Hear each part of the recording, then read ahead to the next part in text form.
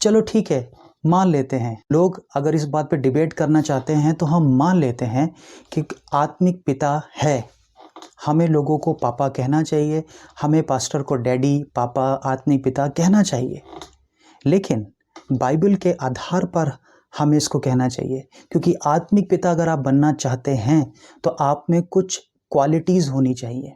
पहला थिस्सलुनीकियों उसका 2 अध्याय वचन 11 में इस प्रकार से लिखा है, जैसे तुम जानते हो कि जैसा पिता अपने बालकों के साथ बर्ताव करता है, वैसे ही हम तुम में से हर एक को भी उपदेश करते और शांति देते और समझाते थे।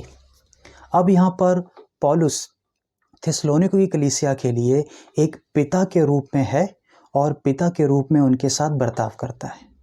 तो अब आप ये कह सकते हो कि हाँ, हम भी आत्मिक पिता हैं, क्योंकि यहाँ पर पौलुस कलीसिया के लिए पिता है तो हम भी पिता हैं।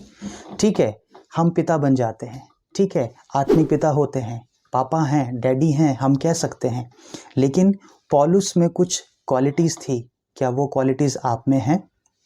क्योंकि पौलुस यहाँ कहता है कि मैंने तुम्हारे साथ पिता के रूप में बर्ताव किया है। तो एक पिता का बर्ताव क्या होना चाहिए कलीसिया के साथ? अगर हम इस वचन के संदर्भ को पढ़ें तो वो मिलेगा हमें 9वें वचन में, हे भाइयों, तुम हमारे परिश्रम और कष्ट को स्मरण रखते हो कि हमने इसलिए रात दिन काम धंधा करते हुए तुम में परमेश्वर का सुसमाचार प्रचार किया कि तुम में से किसी पर भार ना हो। 9वें वचन में पौलुस कहता है कि मैं रात दिन काम धंधा करते हुए तुम्हारे बीच में रहा। इसका कहने का मतलब है कि जब पौलुस इस कलीसिया के लिए पिता के रूप में काम कर रहा था तो उसने अपनी ज़रूरतों के लिए इस कलीसिया से 1 रुपया भी नहीं मांगा, कारण खुद काम करता था, खुद कमाता था और सेवा करता था। लेकिन आज के समय में हम क्या देखते हैं कि लोग अगुवे अपने आप को पापा कहलवाते हैं, आत्मिक पिता कहलवाते हैं और प्रार्थना करने के पैसे लेते हैं।